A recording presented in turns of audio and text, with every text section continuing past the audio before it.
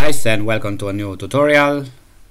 In this video we are going to talk about resizable and I forgot to mark it from the last video, about the GTK window maximize and unmaximize. So basically what this function does, I'm supposed that you already know what this function does, but just to be clear, let's see what the documentation says about these functions. Why is not working? They have a search problem, no matter. Okay, we are going to find it for ourselves. There we go. Those function here says ask to minimize the window so that it becomes in full screen.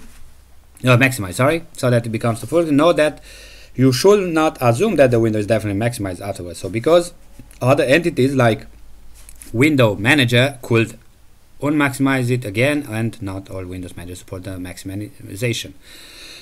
But normally the window will end up maximized, so just don't write code that crashes if not. What the documentation here try to say is that don't do what I'm going to show you. Do what I'm going to show you later, not now. It means don't call this function and expect to happen something, and then let's say how can I say better, pretend that your application will work based on calling this function. There is another way to fix these things by checking or tracking, better said. You see, you can track maximization via the window state event. We are going to talk about this, and this is the right way, the way you basically track or find out if your window it is really 100% maximized before you take another decision in your code. So don't rely on the fact that calling this function does what you think it does and everything will be fine, because you will have some problem later. But the thing here is we need to know what's the story with this function, and not every story about signals, which we are going to talk in other tutorials. Okay, so that being said, GTK window maximize, I'm going to call it. I'm going to remove all those things right here because we don't need them anymore, those as well, and I'm going to call this function. This function has of course only one parameter, GTK window, and now I'm going to compile it and run it. And as you can see, the window got maximized. This happens because this window was forced through the GTK window maximize function to go to the maximize. The same story goes to the window unmaximize, which is right here, and says ask to unmaximize the window. Note that you should not assume that the window is definitely unmaximized afterwards. So because other entities, for example the user or window manager, could maximize it again, of course, you know. So this means you cannot assume through your application that the windows is unmaximized. This means at this point, if for example you call the window, you set it to unmaximize, which we are going to do it in a moment like this, which is the way how the program is running, and then you rely on this by getting some information from the window and use it in another code or somewhere at some point, and you are relying on this size, and at some point come the user and bam, does this. He just maximized the window. Your program probably will crash, or you will have a lot of crocodiles into your application, isn't it? So don't do it, but it is there. So now, as you can see, I compile it and run it, and we have a big window because it's maximized. The next thing it will be calling this function after you have it maximized, and you basically do the same thing, window, where you pass the, and you do it, you put it back. You don't see the difference because it happens too fast, but instead you can do just for playing. If for example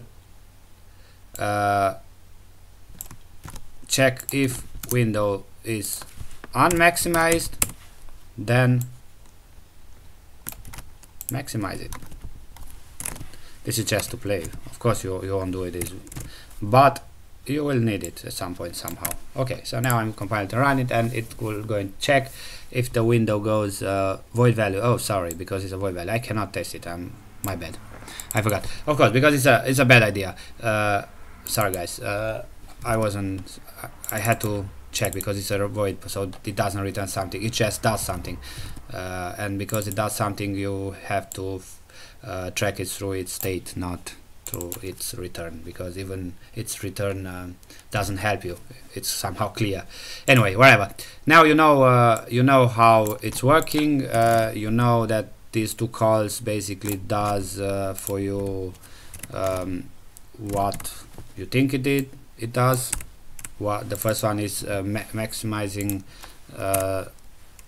the window, and the second one put it back unmaximized. And this is what this two function does. We are going to talk about how you handle this kind of situation better, and you will see that you will never use something like this. There's a confusion of me also because I did it somehow different. Okay, so that being said, I'm going to mark them as checked, and the next thing which we are going to use, it is the, here I used the wrong one, this one is what I need. The next thing which we are going to use, it is the Windows Move. Let's see what does this function. Windows Move, where is it? Or if, well, let me see if works now. The search, no, it's not working. They should know why, whatever. So I'm going to search it for myself. There you go. Where is it? Where is it? Where is it?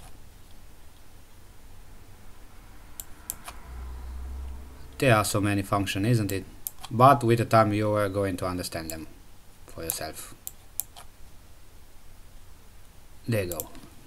GTK Window Move. Yeah, I know now where I made a mistake, because basically when I'm explaining about the function, the first thing which I always do, I'm telling you that the function has a return time, and I'm telling you about this return time, and I didn't explain you in the GTK window maximize and unmaximized case, so there was the confusion. Anyway, this function GTK Window Move is a function which returns nothing, returns void, and takes three parameters. The first one is the window, and then you have to coordinate x and y. So basically this is the second. You remember when I told you in the last videos about root x and so on, and I told you you should remember those two things. Yes, this is another one. The first one was the position, and then now it's the move one, where you move. So just try to remember what I'm telling you right now, because you understand it later.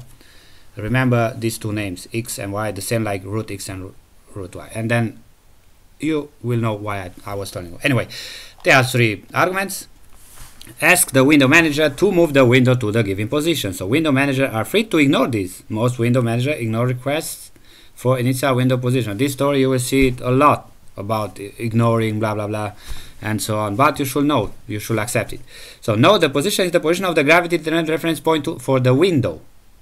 So the gravity determines two things. First, the location of the reference point in the root window coordinates, and the second, which is the point on the window, is pointed at the reference point. So it is a bit complicated, isn't it? So by default, the gravity is GTK gravity northwest, and I think you know this thing does what it does. But search is not working. Let's see again. Maybe I'm succeed something. No, I can, which is not a little bit. Okay, let me see if this one works. Okay, it's not working. Whatever. Okay, we are going to come to these parts and so on. Not now, because we have time with these other functions and so on. You see here, say the GTK Window Get Position documentation may also be relevant. Yes, we already know about it. We don't need to talk. Now, those three parameters, the window itself, the x coordinate to move window 2, and the y coordinate to move window 2. Just remember these two things when it comes to the window, and like I said, the root x or x root. And when you understand these names, you will have your job easier when you work with some structures where the event takes place. Okay, so we are going to take this function the way it is right now. We are going to throw it right here. Let me delete this one. And once that we call it, what do we need? We need the GTK window. Whoa, GTK, whatever. GTK window. And of course, those coordinates, which you can create it yourself. It is a good thing to do it, just to be sure. I don't know, let's say 100, and let's say for the Y 400. And now you will see the position of the window. Oh, I need to pass them to the function. Sorry, guys. Now watch where the window goes. You see, the window is right here. 100, which is X from left to right, and 400 for top until here. I'm using now a small screen for this small laptop, so I don't have a big screen size. That's why the reason why the window is pushed so much down here. The next thing, you change it if you want to put it to 500 and then 50, for example. Then it's moved top right. In my case, okay, my screen is bigger than 500, sorry, but it says moving right here. If you want to move it here, probably I'm going to use something like 900. I don't want to check now the size of my screen, which is probably 1360 or something like that.